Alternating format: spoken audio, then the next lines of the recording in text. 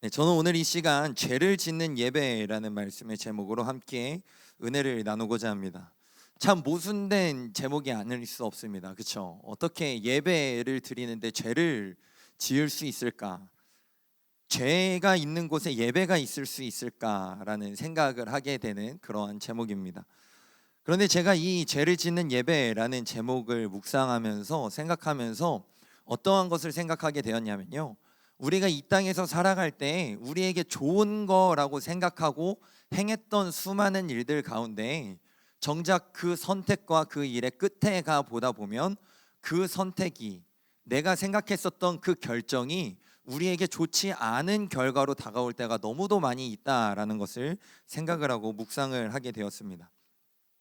우리는 이 땅에서 살아갈 때 우리 삶이 좋기만 하기를 생각하면서 살아가죠. 그렇죠? 우리의 삶에 고난이 있기를 원하면서 살아가시는 분들 계신가요? 우리의 삶에 어려움이 있기를, 우리의 삶에 시험이 가득하기를 생각하면서 살아가시는 분들은 아무도 없으실 것입니다. 그렇기 때문에 우리는 우리의 건강을 위하여서, 아니면 우리의 가족의 행복을 위하여서, 아니면 내 자신의 성공을 위하여서 매 순간 심사숙고를 하면서 어떠한 선택을 하는 것이 나에게 행복을 가져다 줄지, 어떠한 선택을 하면서 어떠한 길로 걸어가는 것이 나에게 좋은 결과를 가져올지에 대해서 고민하고 생각하면서 나아가게 되죠. 그런데 우리의 삶 가운데서 이렇게 많은 결정을 하면서 살아가지만, 매 순간 심사숙고하면서 살아가지만 정작 우리의 삶에 그러한 결정이 안 좋은 방향으로 나가올 때가 너무도 많이 있다라고 하는 것이죠. 그러면서 제가 그러한 것이 무엇이 있을까 한번 생각을 해봤습니다. 그러면서 가장 대표적으로 이런 것이 있겠다라고 생각을 한 게 있는데요, 그것이 무엇이냐면, 우리의 건강을 위해서 먹는 건강 보조식품이 우리의 건강에 악영향을 끼칠 때가 너무도 많이 있다라고 생각을 하게 되었습니다. 제가 재작년에 처음으로 조원교회에 와서 전임 사역을 하면서 대신방이라고 하는 큰 산을 경험을 했습니다. 참 쉽지 않더라고요. 매번 대신방을 매년 해오던 것도 아니고, 그리고 또 제가 전임 전도사를 1년을 하고 조원교회에 사역을 하러 왔었지만, 그 전 교회는 대신방을 어떻게 하셨냐면 담임 목사님과 부목사님 그리고 교구장님과 속장님만 같이 돌아다니셨지, 전임 전도사였던 저는 사무실에 남아서 행정 업무를 보고 사무실에 전화 오는 전화를 받는 그런 사역을 감당했었기 때문에 그 대신방을 감당한다라는 것이 1년 차 때는 쉽지 않더라고요.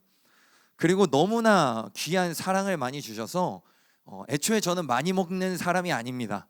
그런데 매번 갈 때마다 너무 푸짐하게 음식을 차려주시고 너무 귀한 음식을 접대해 주시다 보니까, 그리고 또 그런 신방을 받기만을 오매불만 기다리셨던 그 성도님들의 기다리심과 갈망이 느껴지다 보니까 그때 자리에 갈 때마다 조금만 먹고 올 수가 없더라고요. 그래서 정말 많이 힘들었었습니다. 그래서 네, 체력적으로 많이 힘들었고, 체력적으로 많이 조금 이게 버틸 수 있을까라는 생각이 들다 보니까 평소에 먹지 않던 건강식품을 챙겨 먹게 되더라고요. 대표적으로 홍삼을 먹게 되었습니다. 그래서 일주일에 홍삼을 하나씩 먹으면서 한 목요일쯤, 그래도 화수목은 그래도 제 체력으로 버티게 되더라고요. 그런데 금토주의를 버티려면 홍삼의 도움을 받아가면서 그렇게 버텼습니다. 그런데 제가 생각하지 못했던, 제가 갖고 있었던 체질이라는 것이 있더라고요. 제가 어렸을 때 어떻게 태어났는지에 대해서 저희 부모님께 얘기를 들었는데요, 저는 4kg의 우량아로 태어났습니다. 그런데 참 한 가지 몸이 안 좋았던 것이 있었는데요, 태어나자마자 황달이 너무 심해서 제가 태어나자마자 저희 부모님의 품에 안겨보지도 못하고 인큐베이터로 바로 갈 수밖에 없었던 상황이었다라고 합니다. 황달이 왜 오게 되는 것일까요? 다 아신가요? 간이 안 좋기 때문에 황달이 오게 됩니다. 저는 선천적으로 간이 약하게 태어났는데, 그것을 생각하지 못하고 제가 피곤하다고, 제가 체력적으로 힘들다고 홍삼을 일주일에 한 병씩 마시다 보니까 나중에 대신방이 끝나고 건강검진을 받아야 할 일이 있어서 피검사를 했는데 간 수치가 높게 나오게 되었습니다. 그것을 보면서 정말 나에게 좋은 것이라고, 내가 이 사명을 감당하는데 나에게 힘을 주는 것이라고, 그리고 많은 분들이 건강을 위해서 홍삼을 드시잖아요, 그렇죠? 그렇고 다른 많은 분들도 홍삼을 먹고 건강이 좋아지시는 것을 경험하셨기 때문에 저에게 홍삼을 권해주신 것이겠죠. 그래서 그것에 감사해서 제 사역과 제 체력을 위하여서 먹었던 그 홍삼이, 그 결과로서 나온 그 결과는 오히려 간 수치가 높아지고 피 검사를 재검사를 해야 됩니다라고 하는 결과가 나오게 되는 것이었습니다. 그래도 정말 감사한 것은 제가 이 자리에 왜 서 있을 수 있을까요? 일주일 쉬니까 다행히 간 수치가 내려가더라고요. 네. 이렇게 우리는 무언가 좋은 것을 얻기 위해서 여러 노력을 합니다. 우리가 여러 선택을 하고 우리의 삶에 있어서, 우리의 건강에 있어서 어떠한 것을 하는 것이 좋은 결과가 나오는 것일까라고 생각하면서 선택을 하며 나아가죠. 그러나 우리가 알지 못했던 것으로 인하여서, 우리가 망각하고 있었던 것으로 인하여서, 때로는 우리 안에 있는 죄성으로 인하여서 그 결과가 좋지 않은 것으로 올 때가 너무도 많이 있었습니다. 그리고 이러한 것들은 우리의 일상적인 삶에서, 제가 건강식품을 먹었던 것에서 뿐만이 아니라 우리의 신앙생활에서도 이러한 것들이 너무도 많이 존재한다라고 하는 것이죠. 신앙생활에서 좋을 것 같다고 생각했고, 이렇게 하는 것이 하나님께서 원하시는 신앙생활이다라고 생각하면서 이렇게 가야 되겠다라고 생각을 하면서 우리가 선택했던 지난날의 많은 선택들이 우리의 지금의 모습 가운데 부정적인 영향을 끼치는 것이 너무도 많이 있다라고 하는 것입니다. 제가 사역했었던 한 교회의 담임 목사님께서 이러한 말씀을 하신 적이 있습니다. 세상에서 누가 가장 고집이 셀까에 대한 질문을 하셨는데요, 제가 이 자리에 섰을 때 안광채 씨에 대해서 말씀을 드렸던 기억이 납니다.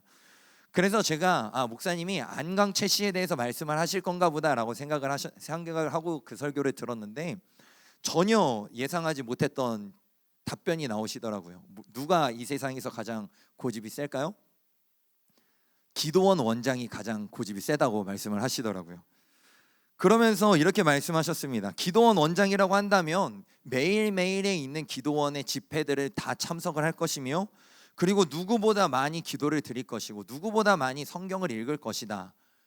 인간적인 방법으로, 율법적인 방법으로, 이 단순한 그 문자적인 방법으로서 그의 신앙생활을 평가한다면 이 세상에서 그 어떤 목회자들보다 더 신앙생활을 잘했을 것이며 더 높은 신앙생활의 수준을 갖고 있을 것이다.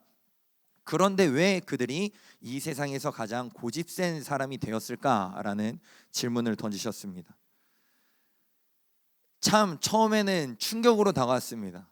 기도원 원장님, 우리가 생각하면 우리에게 어떠한 이미지가 떠오르죠? 정말 영적으로 충만하시고 영적인 어떠한 힘이 있으시고, 비록 평신도라 할지라도 많은 분들이 기도원 원장님께 안수받고자 기다리는 그런 영적인 힘과 영적인 능력이 있으신 분들이라고 생각을 하는데, 오히려 그와 반대적으로 그의 그러한 모습으로 인하여서 다른 사람의 이야기는 듣지 아니하며 자신의 고집을 꺾지 아니하고, 당신들이 나보다 기도를 많이 했어? 당신들이 나보다 예배를 많이 드렸어? 당신들이 나보다 말씀을 많이 읽었어? 라고 하는 그 안에 들어있는 알게 모르게 쌓여 있었던 그 고집으로 인하여서 가장 고집불통인 사람이 될 수밖에 없었다라고 하는 것이죠. 이 부분이 오늘 본문 말씀에서 하나님께서 이스라엘 백성에게, 그리고 남유다 백성에게 멸망을 말씀하신 그 이유가 되지 않을까 저는 생각을 하게 되었습니다. 본문으로 돌아가고자 합니다. 먼저 호세아서의 배경을 먼저 알아보길 소망하는데요, 호세아 선지자는 어떤 시대에 활동했었던 선지자였을까요? 호세아 선지자는 북이스라엘이라는 지역에서 활동했었던 선지자였습니다. 그리고 특히 북이스라엘의 여로보암 2세가 통치하였을 때에 활동했었던 선지자입니다. 이 당시 북이스라엘이라는 나라는 정말 강대한 나라였었습니다. 그 무역의 요충지라고 하는 이집트와 유럽과 아시아의 그 연결 지점이라고 하는 그 지형의 이점을 활용하여서 정말 큰 부를 쌓았었던 나라였었고요.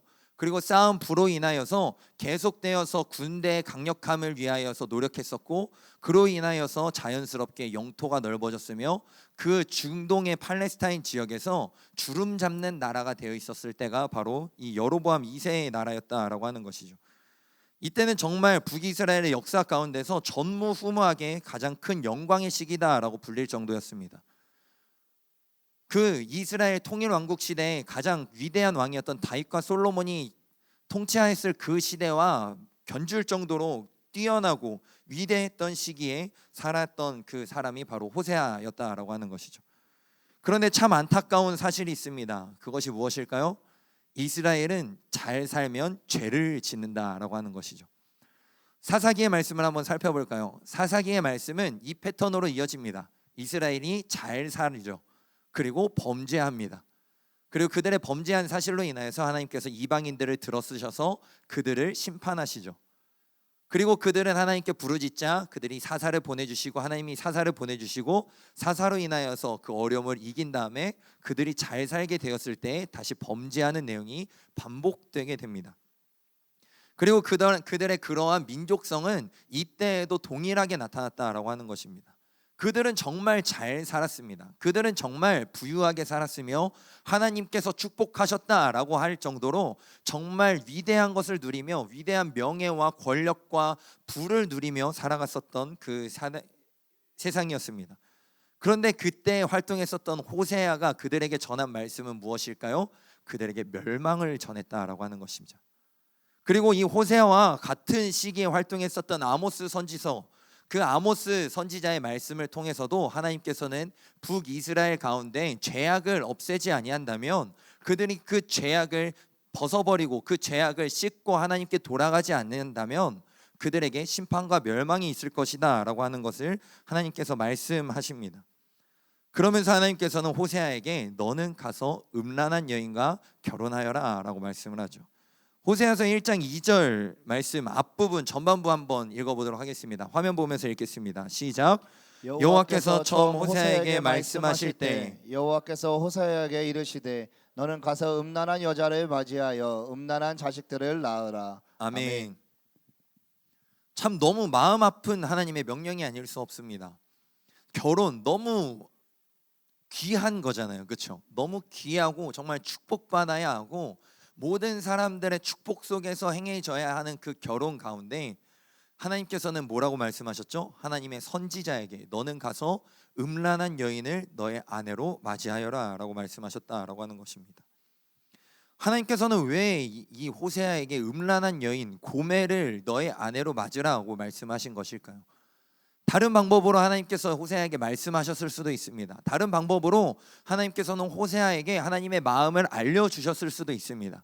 그런데 하나님께서는 하필 정말 행복하고 정말 아름다운 결혼 생활을 하고 그 꿈꿨었던 그 호세아에게 너는 가서 음란한 여인과 결혼하고 음란한 자식들을 낳아서 그 음란한 가운데서 살아가라 라고 말씀하셨다라고 하는 것이죠. 왜 그러한지 이 이후의 말씀에 너무 잘 드러나 있는데요. 호세아서 1장 2절 하반절 말씀 한번 읽어보도록 하겠습니다. 시작. 이 나라가 여호와를 떠나 크게 음란함이니라 하시니. 아멘. 이스라엘이 음란했기 때문에 하나님께서 이 여로보암 2세 때의 죄악, 아니 그 이전부터 계속해서 이어져 오던 이스라엘의 음란한 죄악, 육신으로 음란하였으며 영적으로 음란하였던 그 죄악들을 너무나 다 잘 아시고 호세아에게 그 이스라엘을 바라보는 나의 마음이 그리고 그 이스라엘이 그 지은 죄악들이 얼마나 큰지를 깨닫게 하시고자 이 호세아에게 너는 음란한 여인과 함께 결혼해서 음란한 여인 자식을 낳으라고 말씀하고 계셨던 것이었습니다. 이스라엘이 겉모습으로만 본다면 잘 살고 있었던 모습이었죠. 너무나 형통하는 모습이었습니다. 하나님께서 축복하고 계신다, 우리는 하나님의 축복을 얻었어 라고 다른 사람들에게 이야기할 수 있을 정도의 잘 사는 모습으로 살아갔던 이 세상, 이 나라가 바로 북이스라엘이었습니다. 그러나 그들이 그렇게 하나님께서 우리를 축복하셨기 때문에 우리가 이렇게 강대한 나라가 된 거야 라고 안심하고 있을 때 하나님께서 정작 하나님의 사람에게 하신 말씀은 무엇이었냐면 내 백성 이스라엘이 음란함을 저질렀다라고 하는 말씀이었다라고 하는 것이죠. 그러면서 하나님께서는 이 음란한 자식들을 통하여서 호세아에게 계속된 말씀을 주십니다. 호세아서 1장 4절 5절 말씀 한번 읽어보도록 하겠습니다. 다 함께 읽겠습니다. 시작. 여호와께서 호세아에게 이르시되 그의 이름을 이스라엘이라 하라. 조금 후에 내가 이스라엘의 피를 예후의 집에 갚으며 이스라엘의 족속의 나라를 폐할 것임이니라. 그날에 내가 이스라엘 골짜기에서 이스라엘의 활을 꺾으리라 하시니라. 아멘. 이 이스라엘이라는 곳은 이스라엘의 지명 중 하나입니다. 갈릴리 호수를 기준으로 해서 남서쪽에 있는 곳이고요. 예루살렘으로부터 북쪽으로 약 90km 정도 떨어져 있는 광활한 평지 지대가 바로 이 이스라엘이라는 곳인데요. 이 이스라엘 평지 지대에 우리가 잘 아는 장소인 나봇의 포도원 또한 존재했던 것으로 성서 신학자들은 생각을 하고 있습니다. 이 이스라엘이라는 평지는 어떠한 곳이었을까요? 나봇의 포도원이 어떠한 곳이었을까요? 바로 아합과 이세벨의 죄악이 쌓여 있는 곳이다라고 하는 것이죠. 나봇의 포도원이 어떠한 곳입니까? 나봇의 포도원은 아합의 사적인 욕심으로 인하여서 정말 하나님의 말씀과 율법을 중시했던 그 나봇에게 하나님을 멸시하고 하나님을 신성모독했다라고 하는 거짓 증인들을 세워서 그를 죽이고 억지로 포도원을 빼앗았던 장소가 바로 나봇의 포도원이었습니다. 그곳에서 하나님께서는 아합과 이세벨을 멸망시키시죠. 예후를 부르셔서 예후에게 다시 한번 하나님의 나라를 위한 왕으로 삼으시고, 그리고 그 이스라엘 평야에서 아합과 이세벨 그리고 아합 자손의 모두를 죽이는 대학살을 일어나게 하십니다. 그런데 이 대학살 과정 가운데서 예후가 생각하지 못했던 것이 있었어요. 무엇이었냐면 하나님께서는 그 대학살을 원치 않으셨다라고 하는 것이죠. 예후의 그러한 행동이 하나님을 위한 일이었다라고 성경에는 분명히 말을 하고 있습니다. 그러나 그것에서 멈췄어야 했지만 예후가 자신의 욕심 때문에 자신의 왕권을 위하여서 자신이 더욱더 견고한 왕위를 갖기 위하여서 왕위를 위협할 만한 모든 사람이었던 아합 자손의 모든 사람을 다 죽여버렸던 장소가 바로 이 이스라엘이라고 하는 것입니다. 그리고 하나님께서는 그들에게 똑같이 말씀하시죠. 너희가 이곳에서 학살하는 죄악을 저질렀으니, 너희가 이곳에서 내 백성을 죽이는 죄를 저질렀으니, 너희가 이곳에서 바알을 섬기는 죄악을 저질렀으니 너희에게 쌓여있는 그 죄악을 내가 이곳에서 너희에게 심판하겠다라고 말씀하셨다라고 하는 것입니다. 그리고 하나님께서는 둘째를 주십니다. 호세아서 1장 6절 말씀 한번 읽어보겠습니다. 다 함께 읽겠습니다. 시작. 고멜이 또 임신하여 딸을 낳음에 여호와께서 호세아에게 이르시되 그의 이름을 로루하마라 하라. 내가 다시는 이스라엘 족속을 긍휼히 여겨서 용서하지 않을 것임이니라. 아멘. 참 이 이름을 보면 마음이 안타까울 수 없습니다. 우리가 이름을 지어줄 때 누군가의 자녀에게 아니면 내 자녀에게 이름을 지어줄 때 어떻게 이름을 지어주죠? 정말 이렇게 살았으면 좋겠다, 정말 좋게 살았으면 좋겠다라고 생각을 하고 이름을 지어주잖아요. 그렇죠? 저 또한 저희 아버지께서 이름을 지어주셨는데요, 그 창세기에 나와 있는 요셉과 같이 하나님 앞에서 정직한 자로 살아가길 원한다라는 그 기도하시는 마음으로 저에게 이름을 지어주셨다라고 하더라고요. 이렇게 우리나라에도 이름이 중요했던 것처럼 이스라엘 백성에게도 이름은 너무나 중요했던 것이었습니다. 그래서 이스라엘 백성들은 자신들의 조상들 가운데서 정말 하나님의 뜻대로 살았던 조상들의 이름을 물려받는 것을 정말 선호했었어요. 그래서 이들에게 이름을 지어줄 때 정말 좋은 이름, 정말 하나님의 뜻에 합당한 자로 살아갈 수 있는 이름을 지어주기를 원했습니다. 그런데 하나님께서 둘째 딸에게 너의 딸의 이름은 로루하마다라고 말씀하셨다라고 하는 것입니다. 이 로루하마라는 것의 뜻은 무엇일까요? 루하마라고 하는 것은 긍휼히 여김을 받다라고 하는 뜻입니다.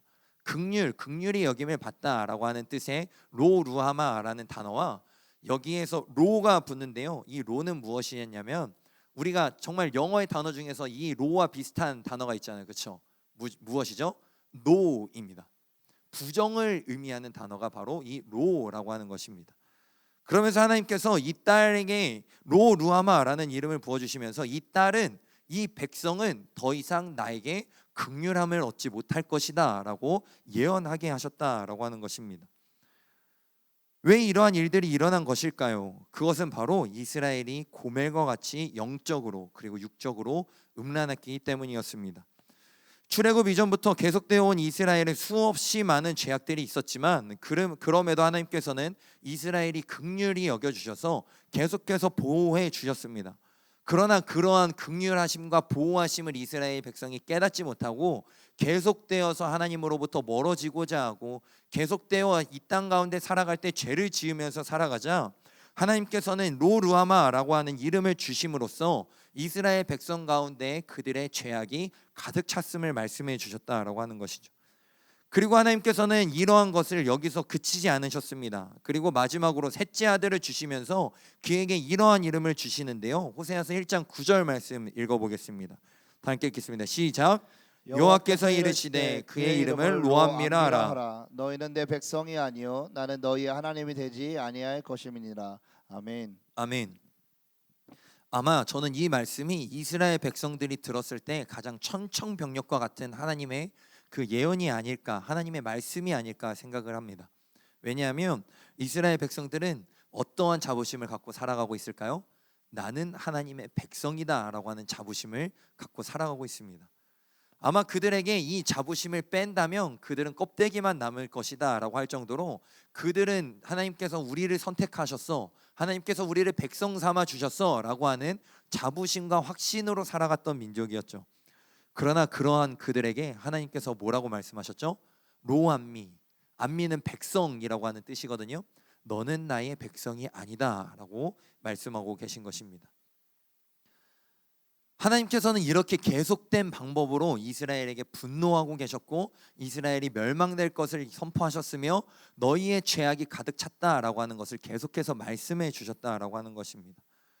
그런데 이스라엘 백성들이 단순히 죄악만 짓는 삶을 살아갔을까요? 이스라엘 백성들이 단순히 우상만 섬기면서 살아갔을까요?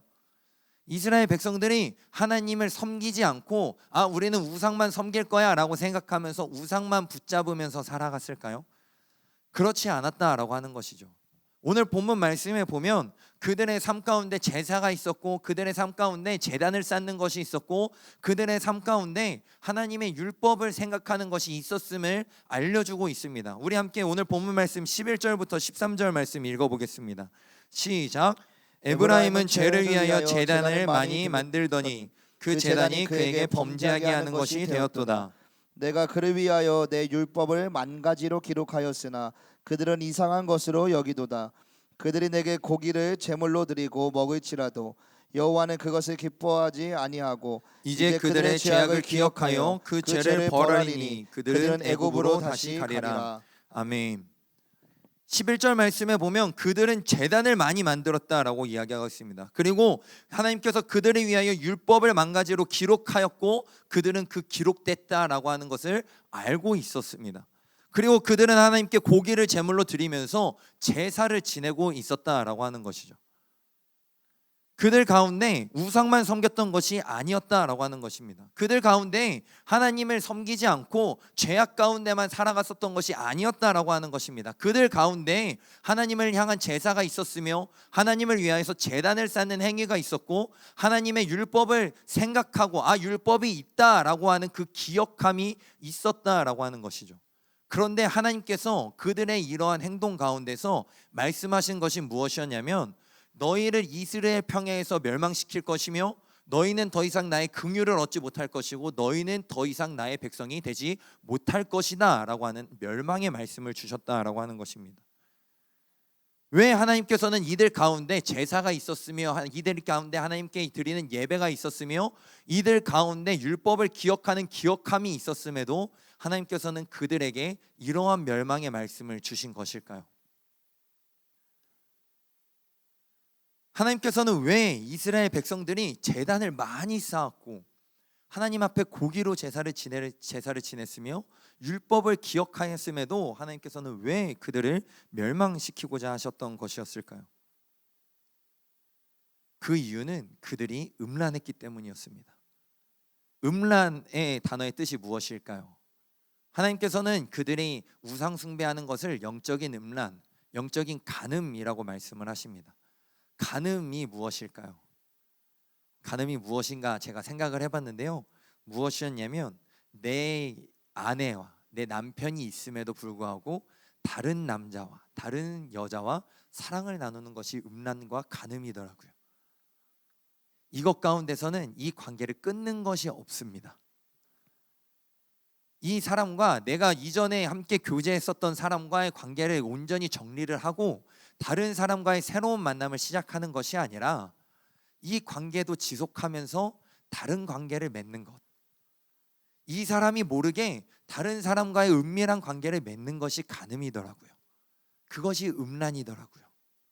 그러면서 하나님께서는 분명히 말씀하셨습니다. 이스라엘이 고멜이며 고멜은 음란한 여자다. 그것은 무엇을 뜻하는 것일까요? 이스라엘아, 너희는 나만을 선택하고 나만을 예배했어야 되는데 왜 내가 알지 모르게 내가 내 눈을 속이면서까지 우상을 섬기느냐라고 말씀하고 계셨던 것이었습니다. 하나님께서는 이스라엘 백성들이 하나님 앞에 나와 제사를 드리지 않았기 때문에 그들을 멸망시키고자 하셨던 것이 아니었다라고 하는 것이죠.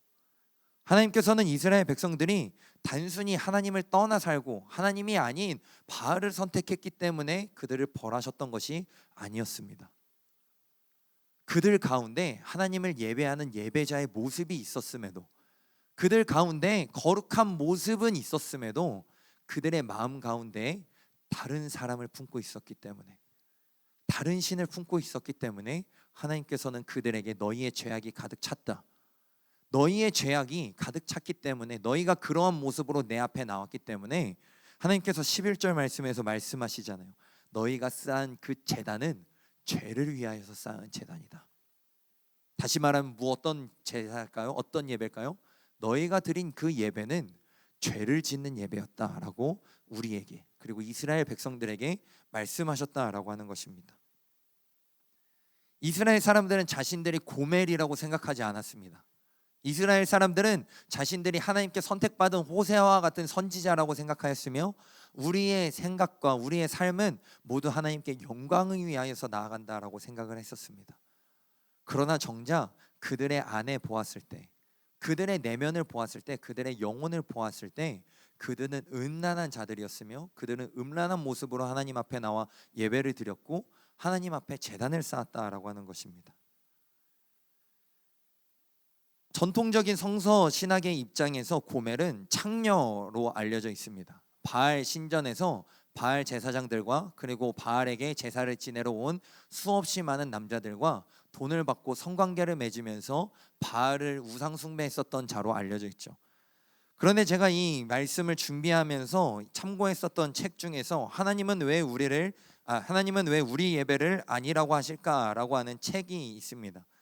그리고 그 책을 쓰신 정기현 목사님께서는 고멜을 단순히 바알 신단에서 일했었던 그 창녀가 아니라 이스라엘의 그냥 일반적인 여자였을 수도 있다라고 말씀을 하십니다. 왜 이러한 말씀을 하셨을까요? 왜 이렇게 책을 쓰셨고 왜 그 목사님은 그렇게 설교를 하셨을까요? 왜냐하면 이스라엘의 모든 여자들이, 그 당시 이스라엘의 모든 남자들이 하나님이 아니라 바알을 함께 섬기고 있었기 때문이었습니다.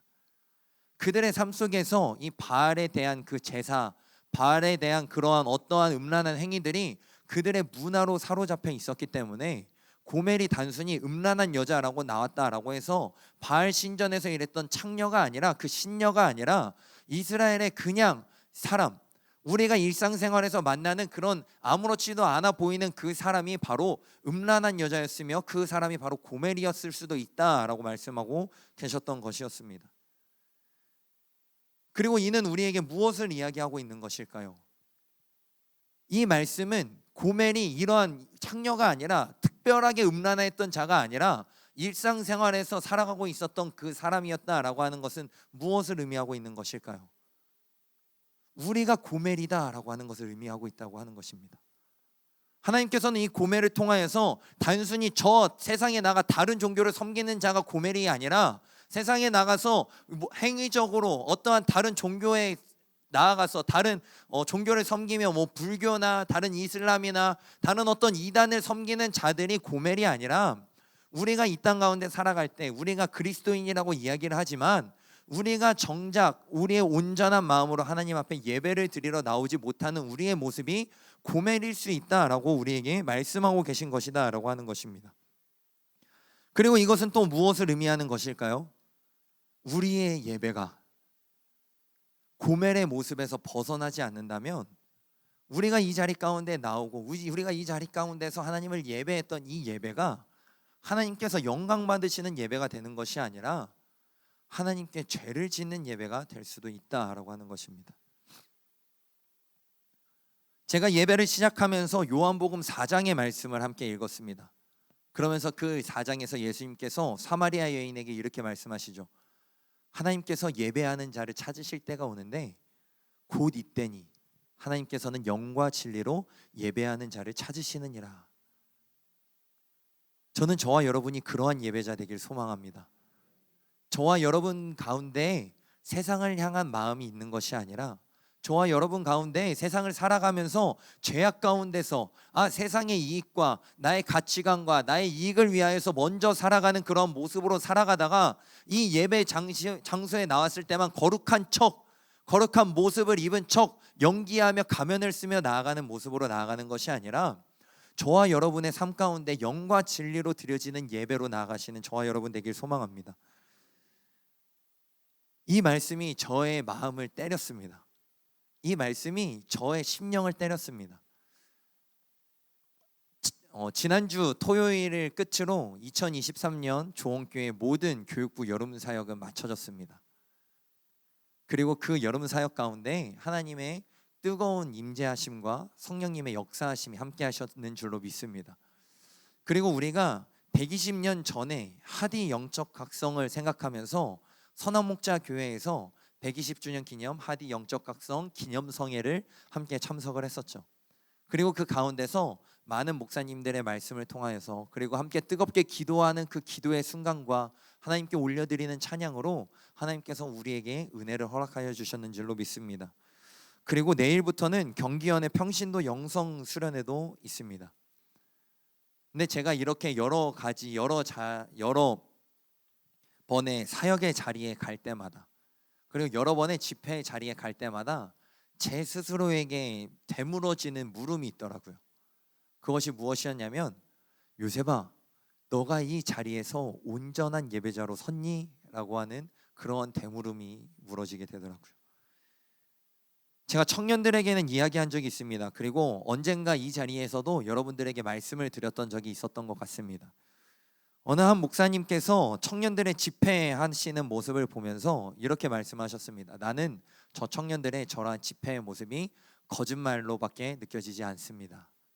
왜냐하면 우리나라에 저렇게 뜨겁게 예배하는 청년들이 있었다면, 우리나라에 저렇게 뜨겁게 예배하는 청년들이 그들의 삶 속에서도 진정한 예배자의 모습으로 살았다고 한다면 우리나라가 이렇게까지 영적으로 타락하지 않았을 것이며 우리 한국교회가 이렇게까지 무너지지 않았을 것이기 때문입니다 라고 하시는 말씀이었습니다.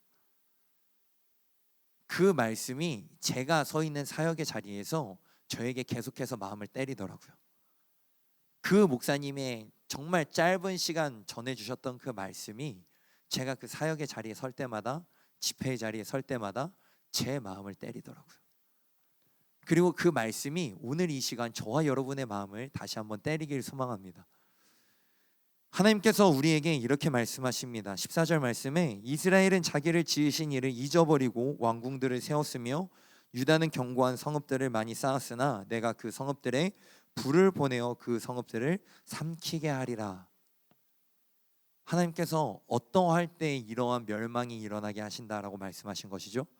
너희가 고멜의 모습에서 돌아오지 않는다면, 너희가 죄를 짓는 자의 모습으로 단순히 자기 합리화를 위하여서 내가 세상 가운데서 이렇게 세상 사람들과 똑같이 살았지만, 내가 세상 가운데서 하나님의 말씀을 기억하지 않고 예배자의 모습으로 살아가지 못했지만 나는 그래도 예배에 나왔어 라고 생각하는 자기 합리화의 모습, 자기를 정말 위로하고자 하는 그러한 모습으로 나온다면 내가 너희에게 이러한 멸망을 줄 것이다 라고 말씀하고 계신 것입니다.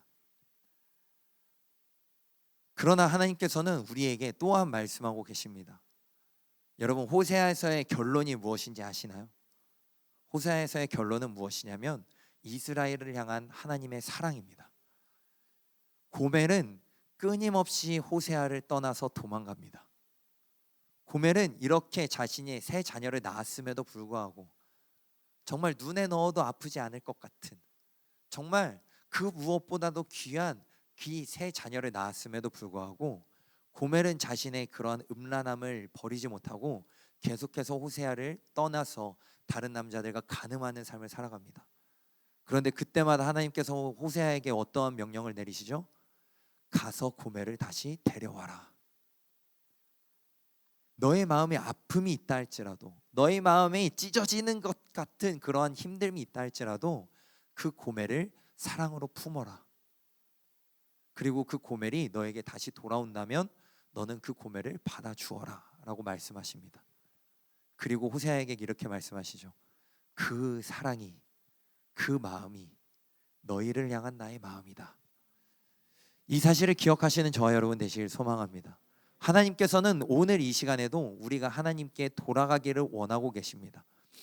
오늘 이 시간에 우리가 어떠한 마음으로 나왔을지 모르겠지만 우리 가운데 하나님을 향한 온전한 예배자의 모습으로 나오지 못했다 할지라도 하나님께서는 그 고멜을 계속해서 데려오라고 말씀하셨던 그 호세아에게 주신 명령과 같이 이스라엘이 하나님께로 다시 되돌아오기를 너무나도 갈망하고 원하셨던 그 마음과 동일한 마음으로 우리를 바라보고 계심을 믿으며 나아가시는 저와 여러분 되시길 소망합니다.